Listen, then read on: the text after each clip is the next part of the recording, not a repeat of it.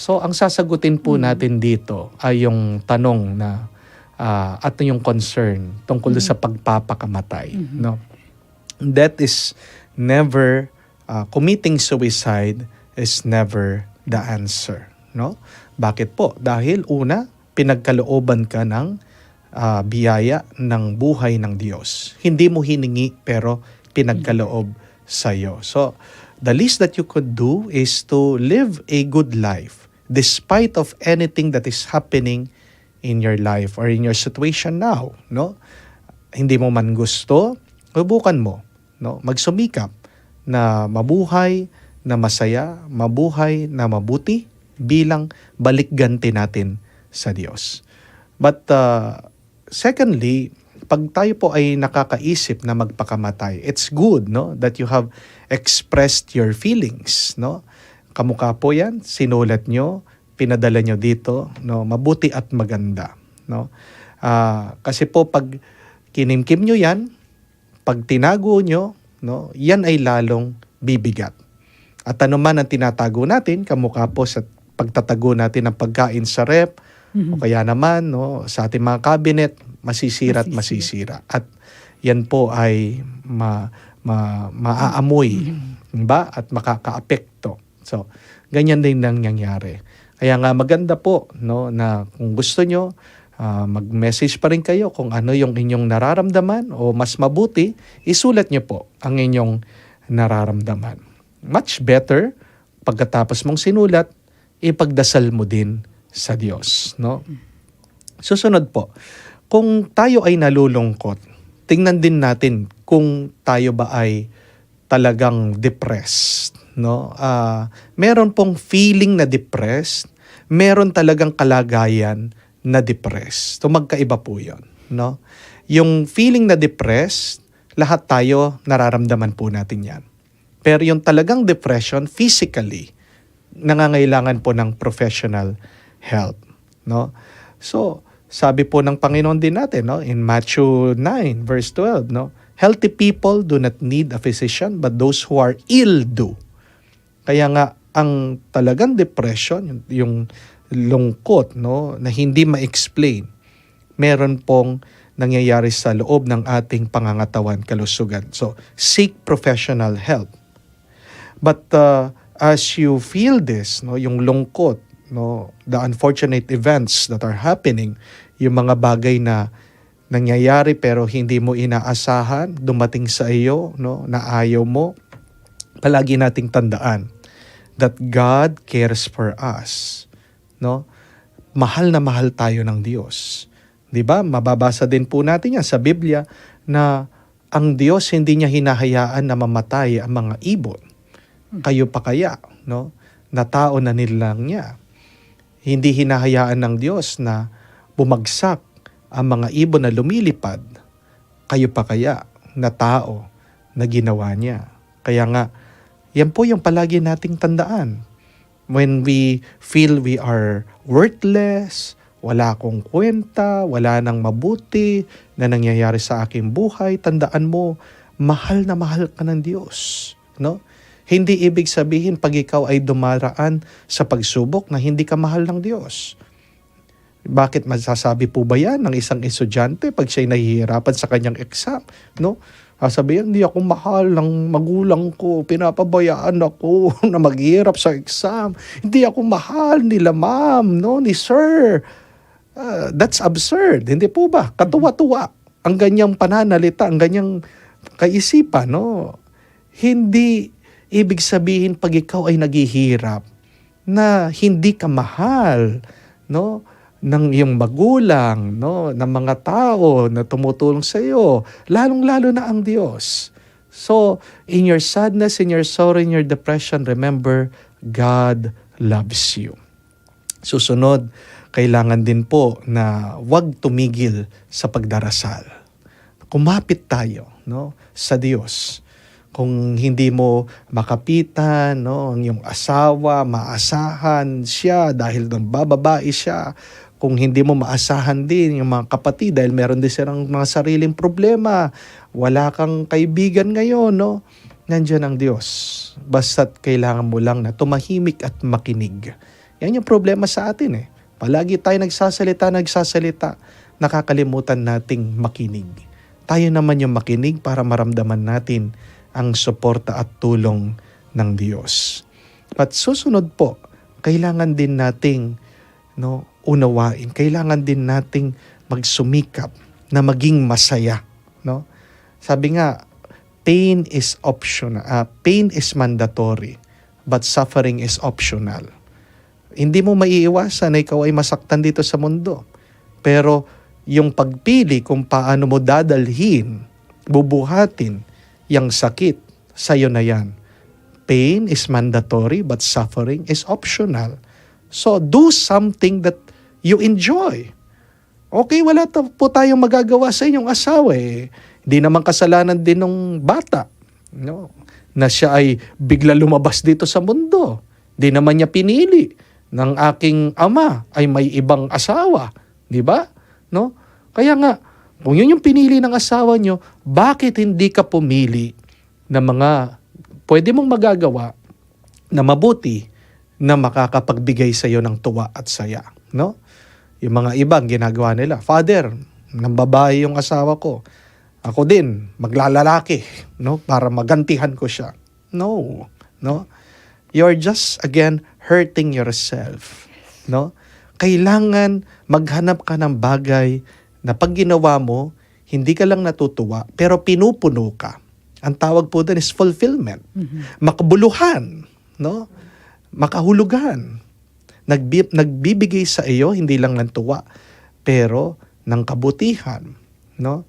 So, sabi po sa Proverbs, ang ganda, chapter 17 verse 22, a joyful heart is a good medicine, no? Sulat niya po 'yon. A joyful heart is a good medicine. Pag ikaw ay nalulungkot, nadidepressed, piliin mo maging masaya at lahat ng 'yan, pag-aalala mo, ano man kinalulungkot mo, matutuwa at matutuwa ka. Yan yung magiging gamot sa iyong lungkot. Panghuli, tandaan niyo po ito, na walang bagay dito sa mundo ang nananatili. Isa lang daw ang mananatili dito sa mundo, ang Diyos. Lalong-lalo na ang kanyang salita. Diba? Sabi po ng ating Panginoon, heaven and earth will pass away, but my words will remain. No? So, sabi din ni Jesus, you do not know what your life will be like tomorrow. So, yung ating mga nararamdaman, feelings, sitwasyon, they will change. Magbabago yan. Huwag mo sasabihin na ganyan talaga. Ganyan na lang. No? Hindi po totoo yun. Walang nananatili dito sa mundo kung hindi lang ang Diyos. Kaya nga, yung nararamdaman mo, dilipas din yan. No? Kung naman masama na nagawa ng iyong asawa, lilipas din yan. Ang Diyos, siyang bahala. Ang Diyos, siyang nakakakita. Ang Diyos, ang magbibigay sa atin ng karampatan na consequence, no? Kung ano man ang epekto ng ating mga ginagawa, ang Diyos ang bahala dyan. So, ialis natin sa ating isip, ano man yung pangit, masama nating nararamdaman o pinagdadaanan. No? So remember, no, nothing in life is permanent. Everything pass away. So allow God to take your sadness, your sorrow. No? It is never the answer. No? Suicide is never the answer. Tandaan niyo po yan. Actually, meron pong isang nag-comment na hindi na po natin babanggitin ang kanyang pangalan habang pinag-uusapan natin yung tungkol sa suicide. Sabi niya, suicide is the solution, Father, to all my fears and disappointments. Sabi po niya, no? Well, para po matulungan natin itong ating kapatid, no? Para sa kanya wala na siyang iba nakikita talaga solusyon kung hindi yung magpakamatay. Kailangan nating maunawaan ano ba ang takot, ano ba ang kabiguan, no? Tandaan natin what happens in the past, the things that we did not want, no, expect. Those are what we call disappointments. Kabiguan. Pero wala na tayong magagawa sa nakalipas. At yung mga takot, yan naman yung mga bagay na ini-imagine natin na darating pa lang. They happen in the future. But how sure are we that they will happen? Diba? Hindi pa tayo 100% sure. Kung pwedeng mangyari yung masama, there is an equally good chance that something good will also happen. Kaya nga po, tandaan natin, no? What happens in the past is what we call memory, no? And what happens in the future is what we call imagination. And both of those things happen in the mind. And ano yung pinaka-tangible, pinaka-totoo, pinaka-nahahawakan natin at pwede tayong magawa sa kasalukuyan? No? The present, no? Yung ating sitwasyon. Yun yung mas bigyan natin ng pansin. No? Kung gusto natin na magbago yung ating kinabukasan, we have to do something now. No? Sabi nga ni Rabindranath Tagore, the flowers of tomorrow are the seeds of today. If all that you can do is to plant seeds, then that is enough. Para mawala yung takot mo, dapat gawin mo ngayon, no? Sabi, there are two times, the best times to plant a tree. No? The first time was 20 years ago. The second time is now, sabi. No? Para mawala yung mga agam-agam natin, takot natin, kailangan ayusin natin ngayon. Yun lang yung magagawa natin eh. Kung talagang wala kang ginagawa, sinuko mo na, wala talaga. Kung ano man yung nangyari doon sa nakalipas, there are two things on how we respond to that. It's either you get wounded or you get wise. Remember that. No? Masakit. Oo, lahat tayo may disappointments tayo. Pero dalawa ang pwede mong piliin. Get wounded, masaktan ka, o get wise, wiser. Maging matalino ka. Sayang naman yung mga lessons, no? Diyan tayo nagfe-fail, diyan tayo nabibigo din. Na nakakalimutan natin matuto sa mga karanasan natin. Sayang na sayang. Maraming mga tao na natuto at anong ginawa nila, ipinasa nila sa iba, itinuro nila. Kaya nga meron po tayong tinatawag na libro eh. At ang pinakamagandang libro na pwede nating umpisahan para matuto, para lumakas ang ating kalooban, is to read the Bible. If you are depressed, please read the Bible. Because you would see there that a lot of people chosen by God, they got disappointed. They experienced a lot of failure. And yet, they overcome. No? They succeeded in these disappointments. Nalampasan nila sa kanilang determinasyon at sa tulong ng Diyos. Kaya nga po, I'm praying for you. No? I hope and pray that the Holy Spirit will enlighten you to choose what is good and holy. Okay? So, be happy, pray, trust in the Lord. I am praying for you po. Sana po maging mas maayos ang inyong nararamdaman ngayon. Pinagdarasal po natin ang lahat ng mga nalulungkot, lahat ng dumadaan sa pagsubok at nakakaisip na sila'y magpakamatay. Sa ngalan ng Ama, ng Anak, Espiritu Santo. Amen. Dear God, I come before you. We lay at your feet. We lift up to you all our brothers and sisters who are experiencing panic and anxiety when they are crushed, O Lord, by their fears and worries. Please remind them of your power and your grace. Fill them with your peace. We trust in you and you alone.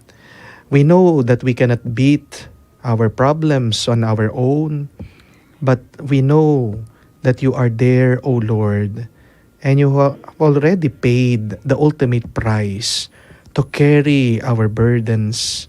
For this we thank you, O Lord. Be with us now and forever. Amen. The Lord be with you. And with your spirit. And may Almighty God bless you, the Father and the Son and the Holy Spirit. Amen. Kakaluguran, kumusta po kayo? May mga gumugulo ba sa inyong puso at isipan? Nalilito, naliligaw, at malapit ng sumuko sa buhay? tumawag ka lamang o kaya mag-message ng Hello, Father. Ako po ang iyong host, si Reverend Father Joel Jomarsos P. Gatus, ang sasagot sa inyong mga katanungan sa buhay sa tulong ng gabay ng Banal na Espiritu sa pamamagitan ng programang Hello, Father. Ito po ay tuwing Lunes, alas 12 ng tanghali hanggang 1:00 ng hapon. Dito lamang sa DWBL 91.9 Bright FM. Feel at home tayo dito. Enjoy life at Bright FM 91.9. Friends tayo.